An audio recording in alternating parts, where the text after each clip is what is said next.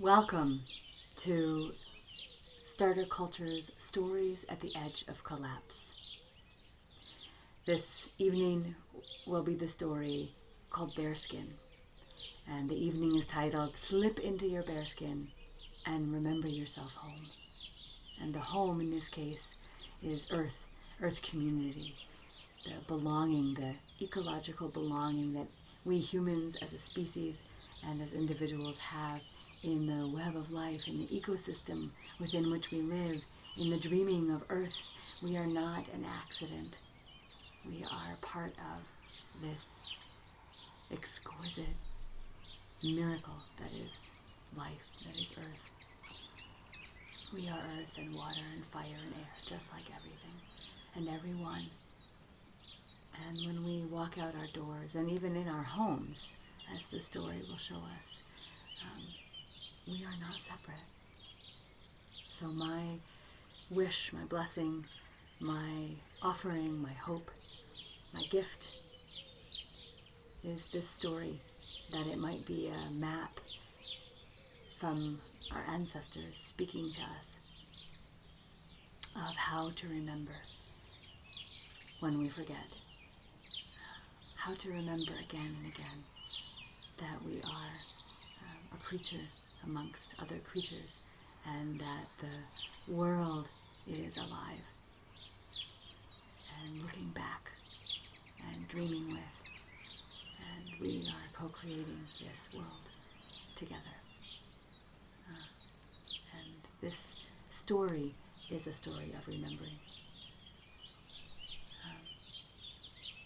And so you might, I hope, be touched in some way by, or get a glimpse in some way of a map for yourself, of your own way home, your own remembering, something you might practice living every day for the rest of your life. Practice knowing every day for the rest of your life. Practice remembering that you are Earth. Okay. Without further ado, here's the story of Bearskin.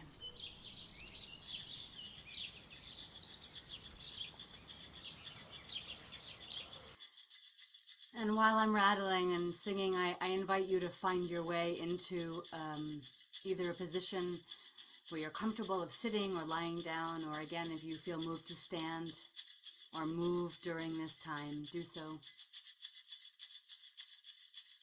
Whatever way you know that your imagination can open and deepen most fully to the dreaming of Earth.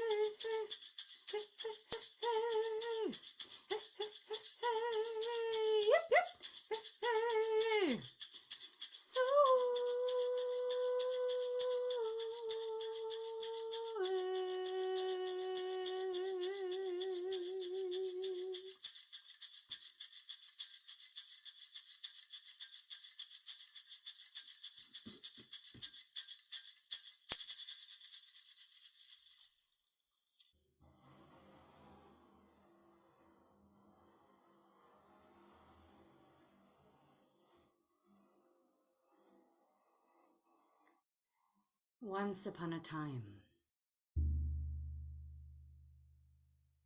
Once upon a time.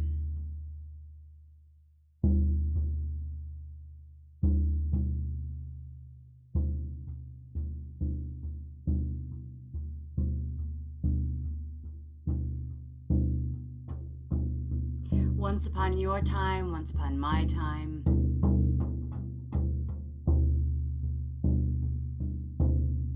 Once upon time out of time.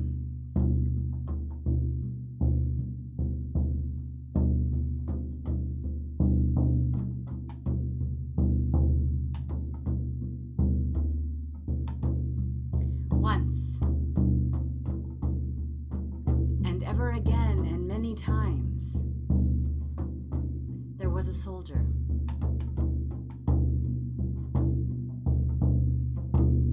There was a soldier who went to war and fought bravely, who was at his most alive when it was raining bullets.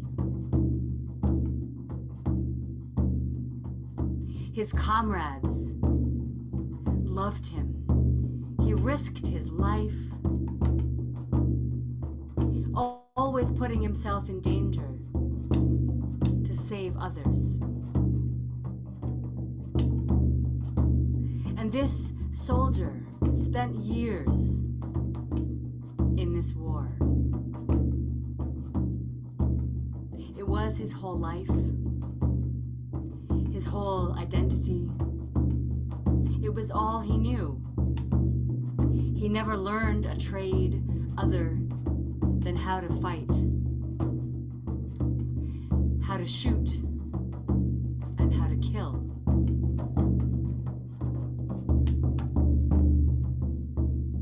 For somebody else's war.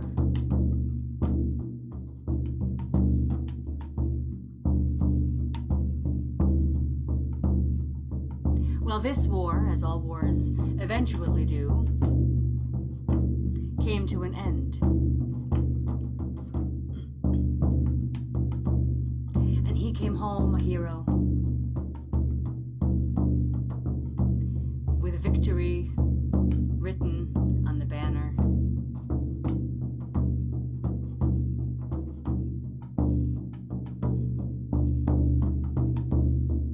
He'd been given 2 coins of gold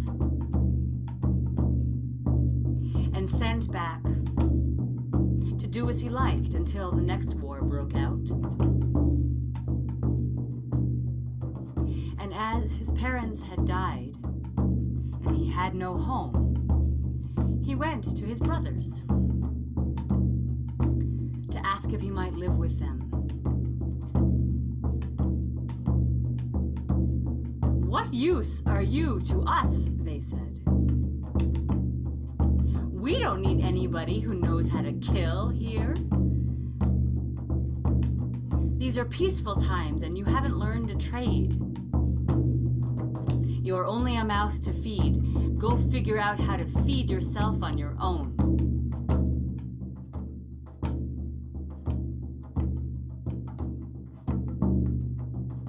And so he went and traveled on. His 2 coins didn't get him very far, and no one was willing to help him. No one was willing to give him a place to stay.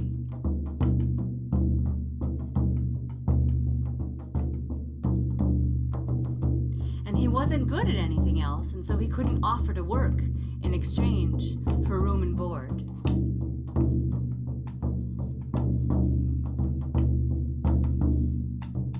And so he wandered on, hungry and restless,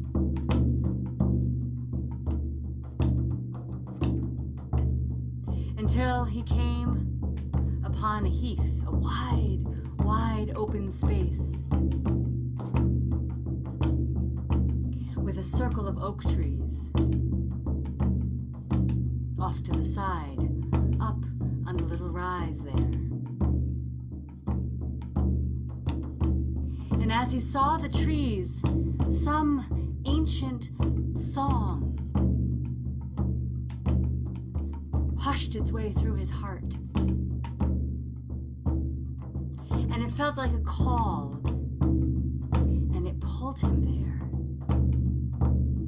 It pulled him there along the rise, into that circle of trees. And he sat there.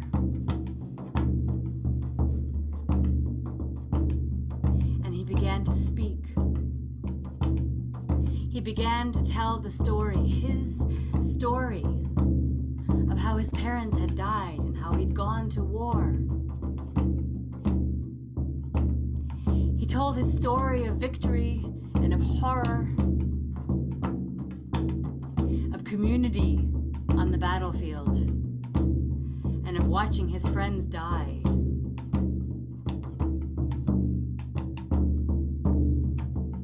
And he told the story of his loneliness upon coming home and not having a place to live or to work. Not having a place to make a life.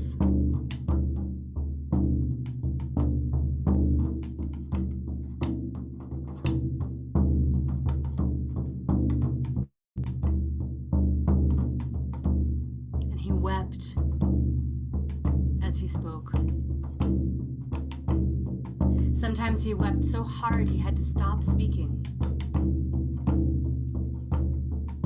And only a sound came from his mouth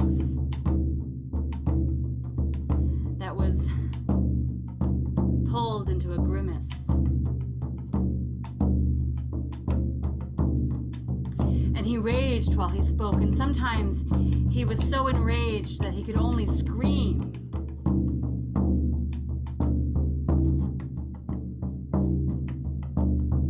And he kept telling the story until all the words had been spoken.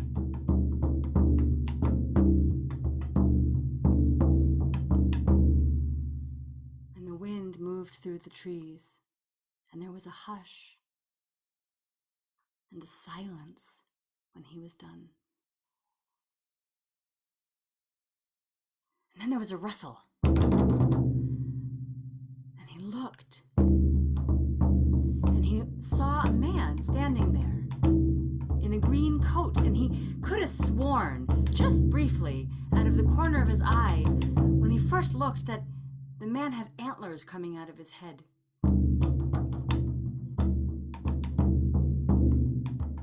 And again, an ancient memory of a song hushed its way through his heart.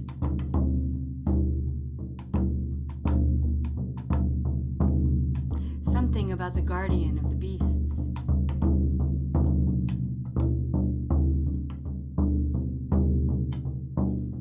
But he hadn't heard it in so long.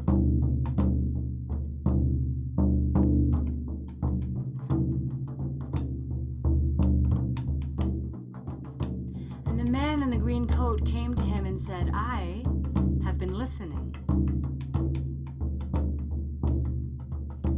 I know who you are. I have heard your heart, and I know your problems.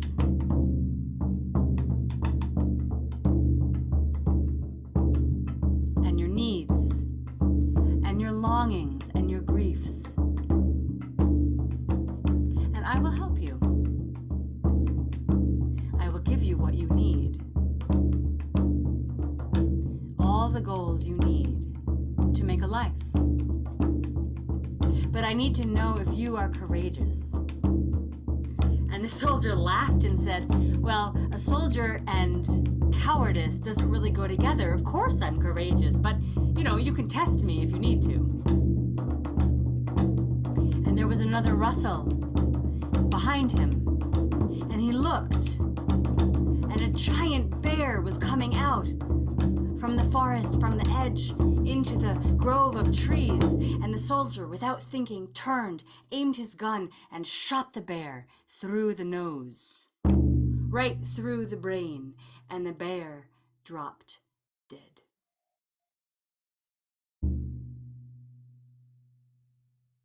And as he did, the soldier saw the green fire die in his eyes, and a different kind of loneliness arrived in his heart.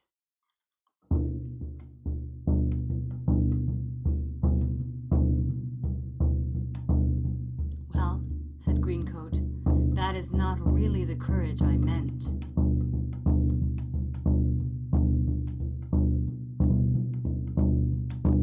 But you've learned no other way than to shoot. If I am to help you, you must agree to my conditions. I will give you a coat, and I will give you a cloak. And these you must wear for 7 years. In the coat pockets, you will find all the gold you need. It will never run out. And the cloak will be the skin of the bear that you just killed. You are not allowed to wash. You are not allowed to cut your hair or even brush it. You are not allowed to trim your fingernails or wash your hands. And you are not allowed to sleep in any bed other than this cloak.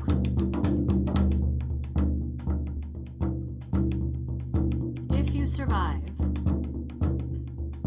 and you haven't gone mad, and no one has killed you, at the end of 7 years, I will make you a wealthy man, and you will have everything you need for the rest of your days. If you truly are a coward,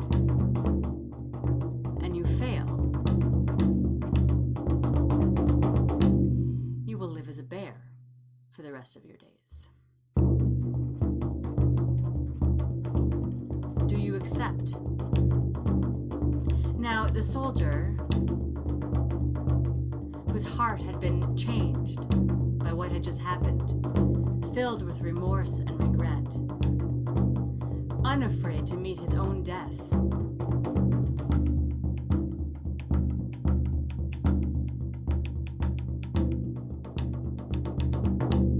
knew that something in him had died the moment he shot the bear, and that the life he had been living was no longer possible.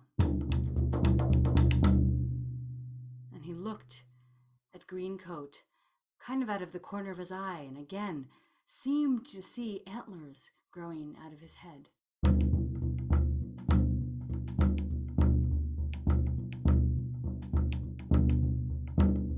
And he thought about the alternative.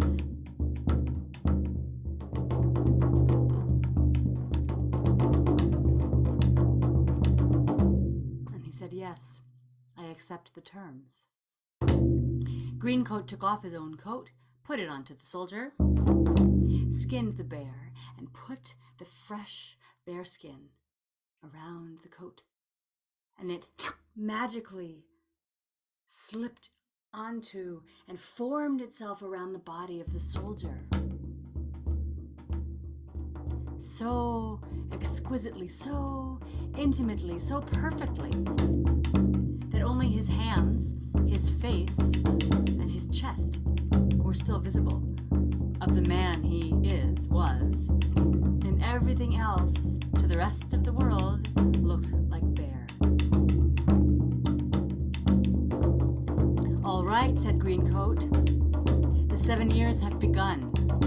I will see you here when the time has come." And he vanished.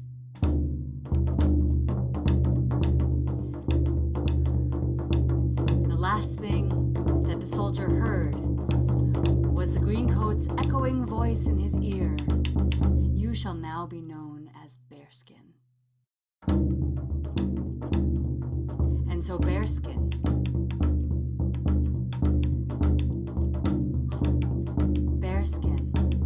began his journey.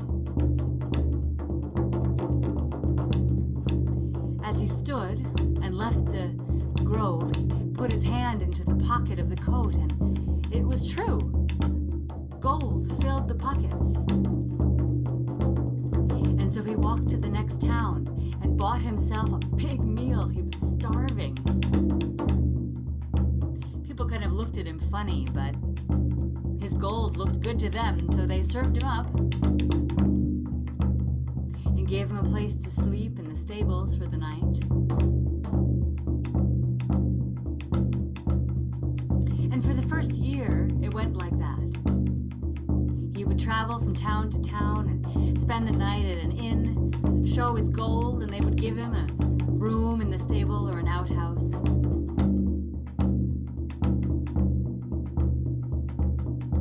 But over the course of that year, his nails became long and dirty, with earth underneath them, stuck underneath them, making them black. And his hair grew dirty and matted, and his beard grew and was filled with little bits of moss and straw and leaves that he could never really quite get out.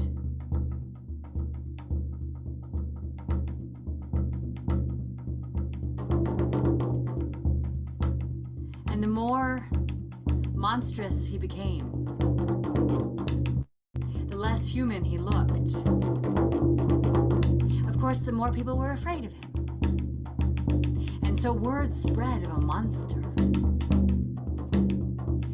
Half man, half animal, marauding the woods. And people would fear him when they saw him coming.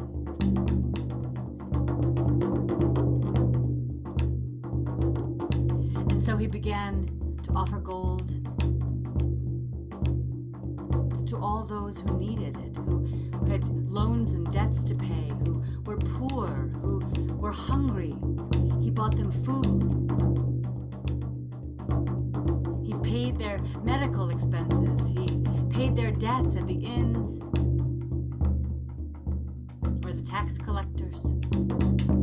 He had gold enough. It never ran out.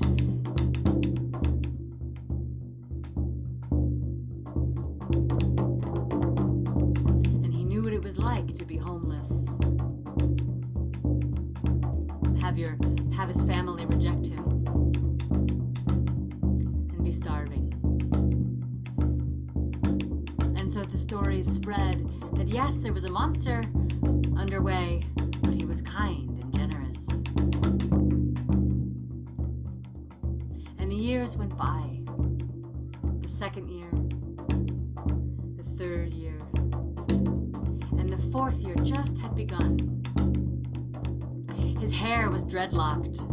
His face was caked with dirt. You could have sown seeds into it. His beard was long and matted. Small animals and insects were living in it.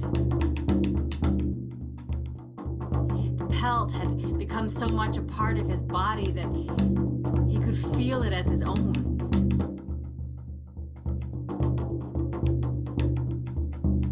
Skin underneath the fur had become his own skin.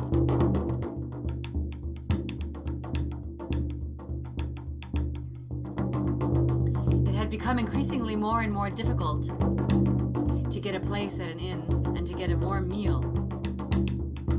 Sometimes he'd go for days on end, sleeping in the forest with nothing to eat because the people were too scared. Wished, longed for. With every fiber of his being, he longed for the 7 years to be over. But they were only just in the middle.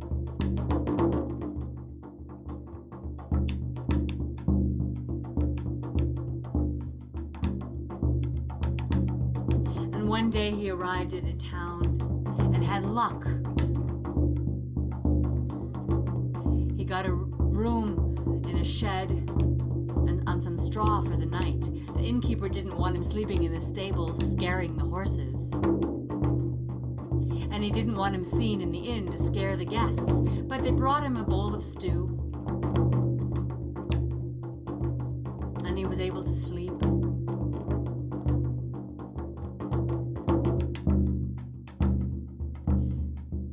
In the night, he was woken by a man, wailing and crying, desperate and miserable.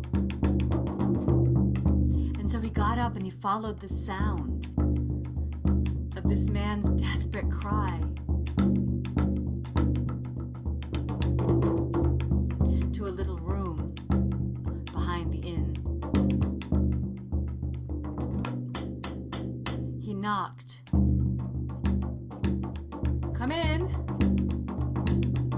And when he entered, looking as he did, the man inside, who was already completely distraught, began to scream. "Ah! Ah! Who has come here? Oh, take me quick!" "Shh, shh," said Bearskin. "It's all right. I heard you wailing. I heard you crying, and it broke my heart. It woke me up and called me to you. What's wrong? Why are you crying?" And the man began to tell his story. He'd been a miller. And in her labor, his wife had died at the birth of their youngest daughter. They had 3.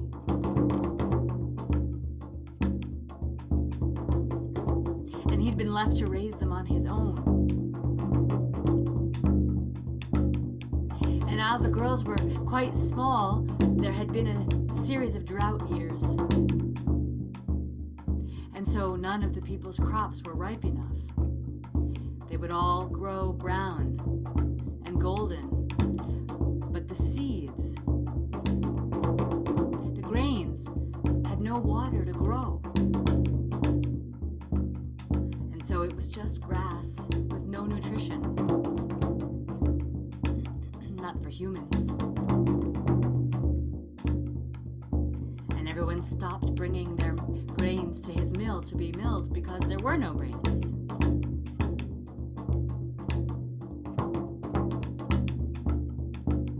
And so he had to look for other work. And he had become a traveling merchant and had tried to sell what he could and make what he could in order to feed his children. But that didn't work either. It seemed everything he tried, no matter what it was doomed to fail. He had bad luck. And now his daughters were grown and beautiful. But he had no dowry to pay for them to be married.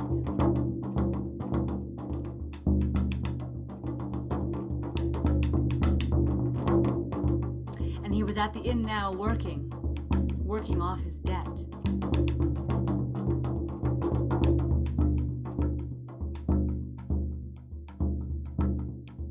When Bearskin heard the tale, he too began to weep. And 2 tracks of clean skin showed through the dirt caked on his face.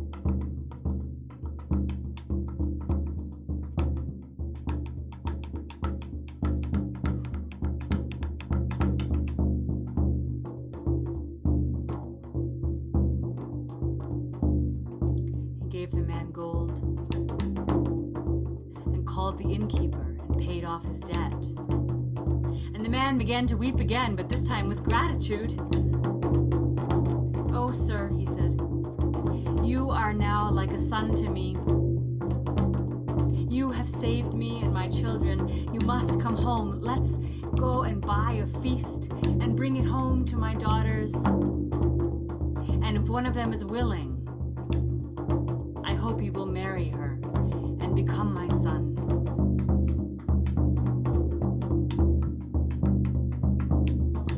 And so they went together, and Bearskin bought a feast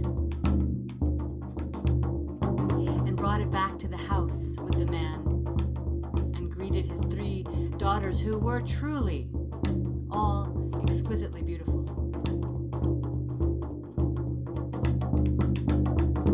But when the first one saw him, the eldest, she screamed and ran. When the second one saw him, she was struck dumb, and then she began to insult him. How he looked, how he stank. And she walked off haughty. The third daughter just looked. And it seemed to her, just out of the corner of her eye, just somehow, briefly, when she first saw him, she could see the face of a man. Underneath all that dirt and matted hair and fur.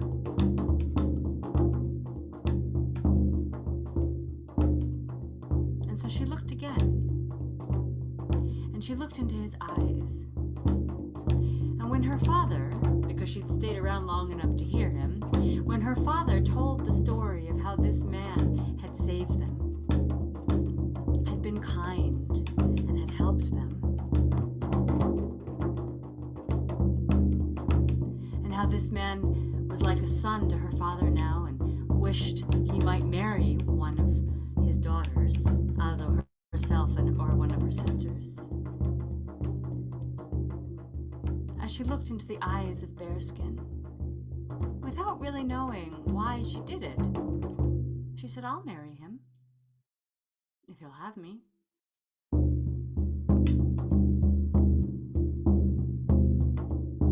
Bearskin was overjoyed.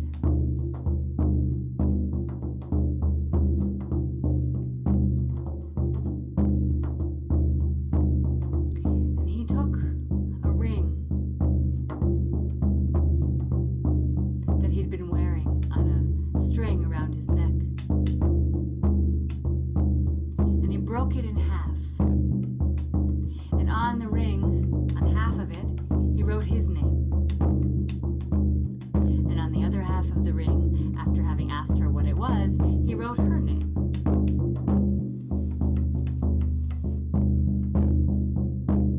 And then he gave her the half that had his name on it and kept the half that had her name on it and put it around the string on his neck again. And he said to her, "I must wander for 3 more years. If I return to you, we will be married, if you will still have me. If I do not return in 3 years' time, you are free to choose your own fate and marry another, or not, as you see fit." And he took his leave before the feasting.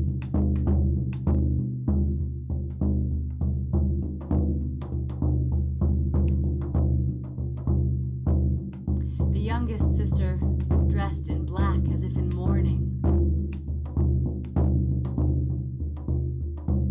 and her 2 older sisters made fun of her mercilessly. "Be careful," they would say, "if you're too sweet, he'll eat you up. Or if he gets angry with you, he'll growl and smack you with his claws. But at the wedding, he'll dance beautifully because bears can dance well."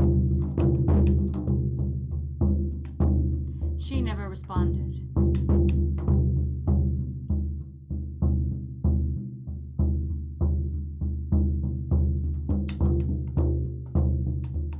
As for Bearskin, he decided to leave the human world. His heart was filled with the promise of a bride, of a beloved.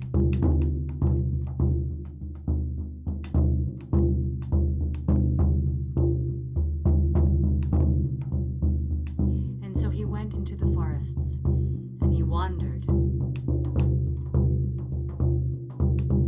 and observed the bears and the other creatures that lived there. He listened to the bird song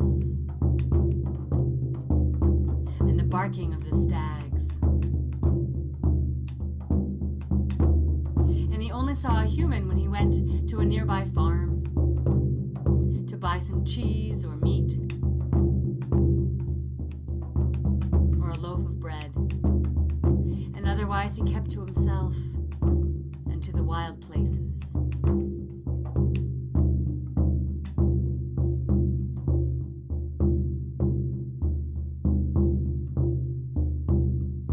And he slipped into a kind of timelessness.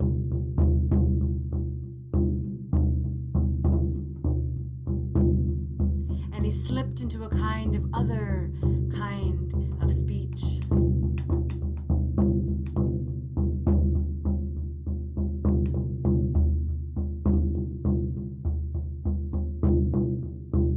Another kind of dream.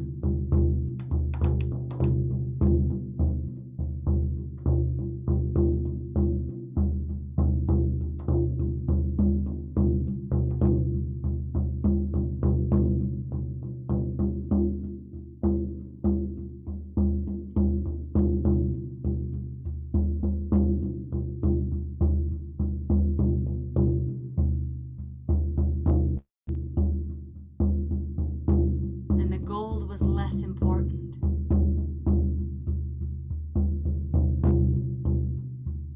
But he still gave it away to the farmers, giving them more than they asked for.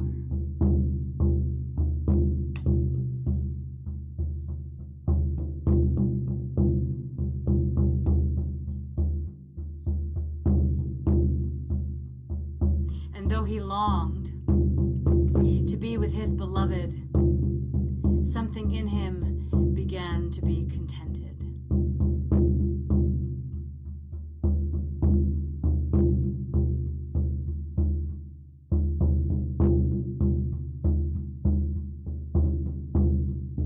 Something in him began to understand the cycles and seasons.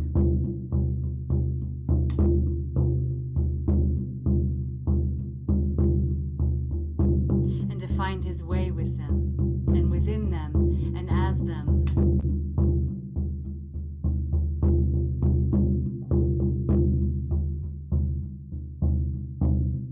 As one season followed the next for 3.5 years.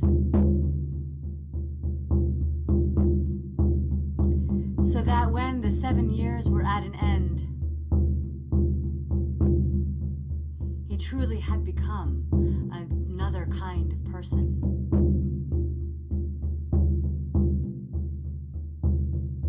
And he made his way back to the oak grove.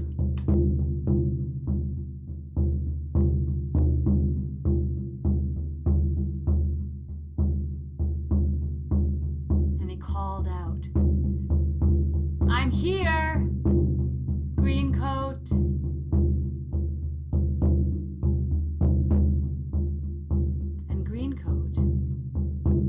Already knew he was there, revealed himself, and again, Bearskin saw just in the light, it must have just been a trick of the light, these antlers in his head.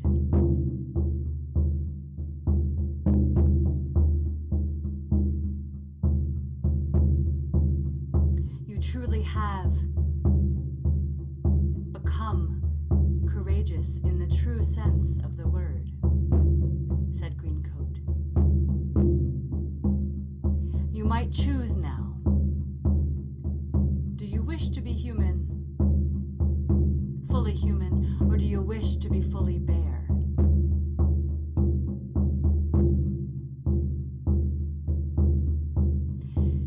And Bearskin said,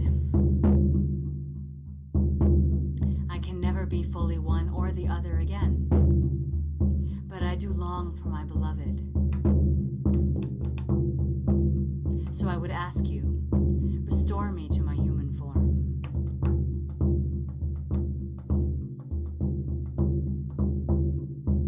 And so Greencoat washed him and cut his hair and his nails.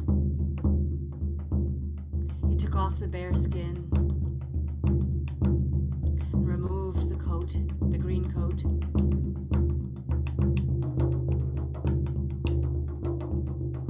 And when Bearskin looked beautiful and clean in a new way,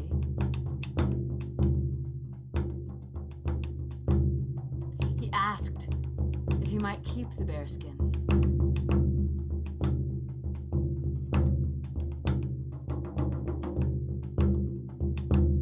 And Greencoat gave it to him, and he gave him a purse of gold pieces that would never run out.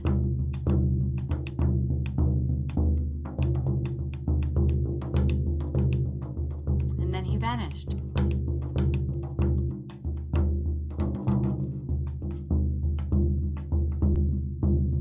And Bearskin made his way to the town and bought himself beautiful clothing. Handmade linens, hand-woven linens, and silks.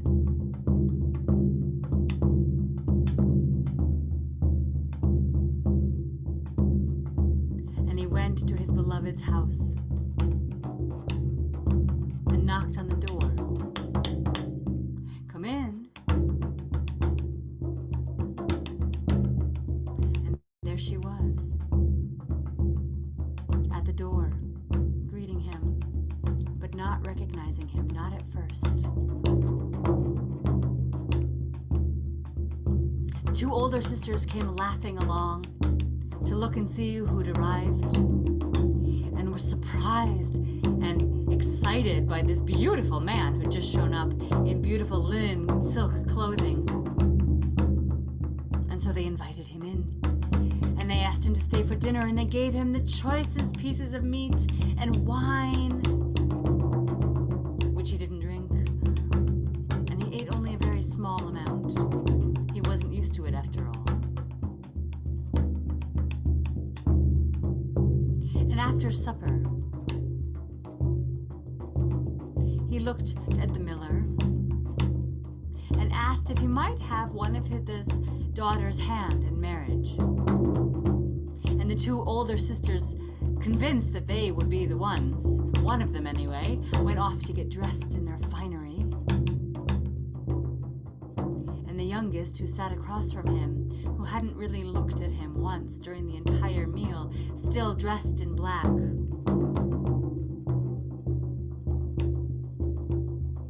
he took a small glass of wine, and dropped his half of the ring into it. And he passed that little glass of wine over to her. "To your health, madam," he said. And she drank. And when that little glass was empty, she found the half of the ring at the bottom of it.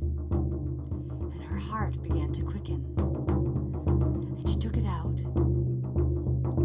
And she took her own half of the ring at the string around her neck and placed them together, and they fit perfectly.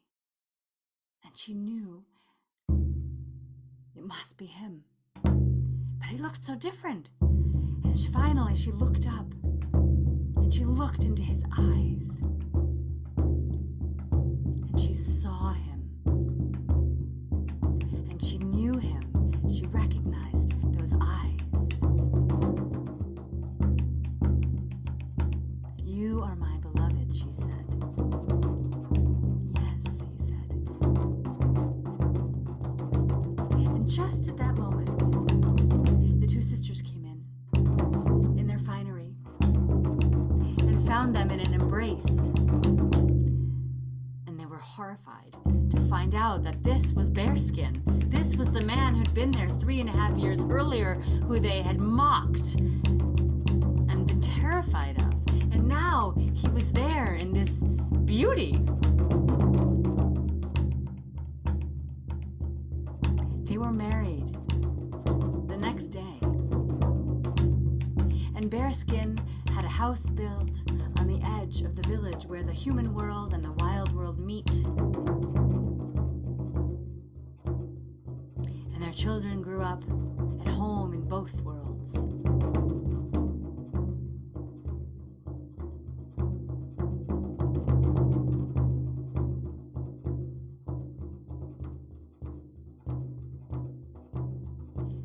heard the story of Greencoat, guardian of the forest and of the animals.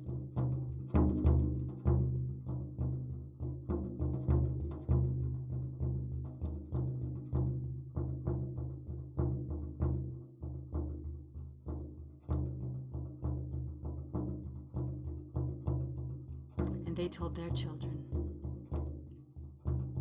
And they told their children. And the bearskin was passed from generation to generation to generation.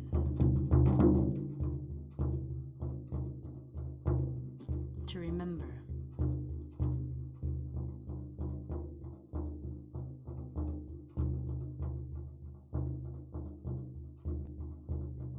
I've seen it myself.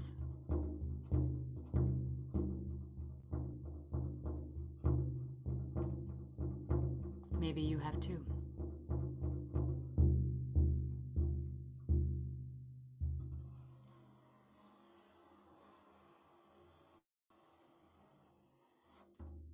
Taking your time to let the echo of the story arrive in your heart.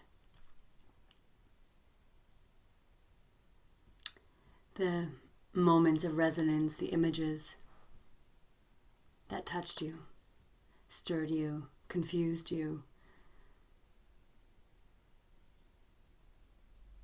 Be present again and flow through your awareness.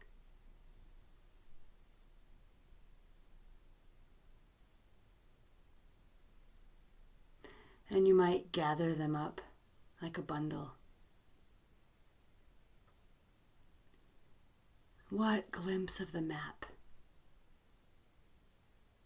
What glimpse of the way home to Earth, to belonging in Earth community did you receive? What threads are you holding in your hand, or thread are you following?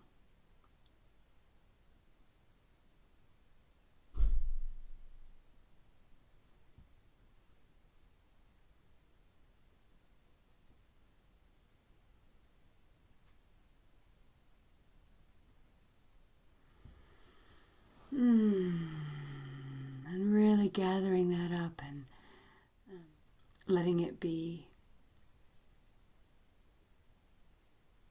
present again in your heart, mind, and your body.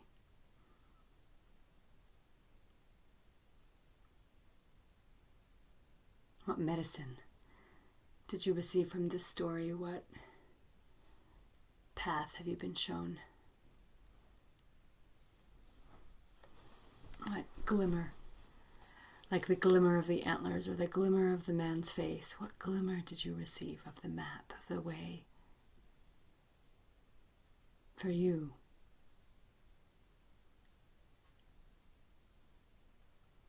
Of belonging, coming home to Earth.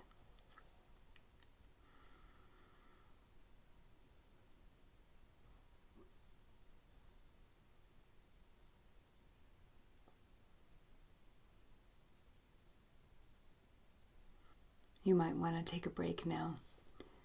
Pause the video and draw or move or write in your journal. I'll have some music for a break that you can do that with, 3 or 4 minutes, that you can let play. But if you need more than that, go ahead and pause the video.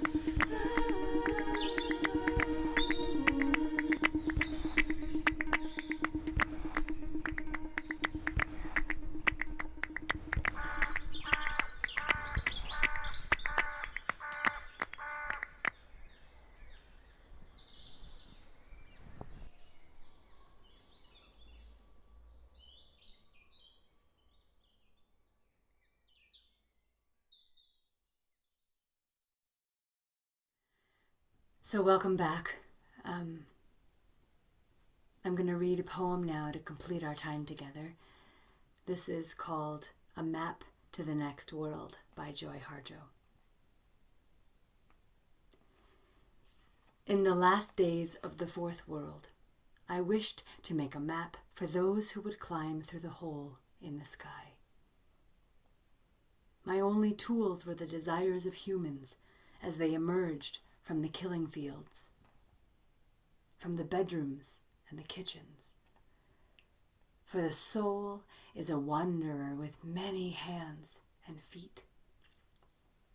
The map must be of sand and can't be read by ordinary light. It must carry fire to the next tribal town for renewal of spirit. In the legend are instructions on the language of the land. In the legend are instructions on the language of the land. How it was we forgot to acknowledge the gift, as if we were not in it or of it, as if we were not in it or of it. Then take note of the proliferation of supermarkets and malls, the altars of money. They best describe the detour from grace. Keep track of the errors of our forgetfulness. The fog steals our children while we sleep. Flowers of rage spring up in the depression. Monsters are born there of nuclear anger. Trees of ashes wave goodbye to goodbye, and the map appears to disappear. We no longer know the names of the birds here, how to speak to them by their personal names. Once we knew everything in this lush promise. What I am telling you is real and is printed in a warning on the map. Our forgetfulness stalks us, walks the earth behind us, leaving a trail of paper diapers, needles, and wasted blood. An imperfect map will have to do, little one. The place of entry is the sea of your mother's blood, your father's small death as he longs to know himself in another. There is no exit. The map can be interpreted through the wall of the intestine, a spiral on the road of knowledge. You will travel through the membrane of death, smell cooking from the camp. You will travel through the membrane of death, smell cooking from the encampment where our relatives make a feast of fresh deer meat and corn soup in the Milky Way. They have never left us. We have abandoned them for science. And when you take your next breath, as we enter the fifth world, there will be no X, no guidebook with words you can carry. You will have to navigate by your mother's voice, renew the song she is singing. Fresh courage glimmers from planets and lights the map printed with the blood of history, a map you will have to know by your intention, by the language of suns, S-U-N-S. When you emerge, note the tracks of the monster slayers, where they entered the cities of artificial light and killed what was killing us. You will see red cliffs. They are the heart, contain the ladder. A white deer will greet you when the last human climbs from the destruction. Remember the hole of shame, marking the act of abandoning our tribal grounds. We were never perfect, yet the journey we make together is perfect on this earth, who was once a star and made the same mistakes as humans. We might make them again, she said. Crucial to finding the way is this: there is no beginning, no end. You must make your own map. I'm going to read that again. We were never perfect, yet the journey we make together is perfect on this earth, who was once a star, and made the same mistakes as humans. We might make them again, she said. Crucial to finding the way is this: there is no beginning or end. You must make your own map.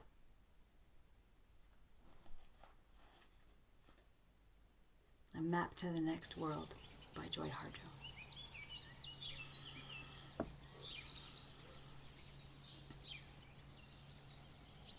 And so I invite you to make your own map. Listen to the voices of the other than humans. Slip into your bearskin and take the time it takes to remember that you are already nature, you are already earth.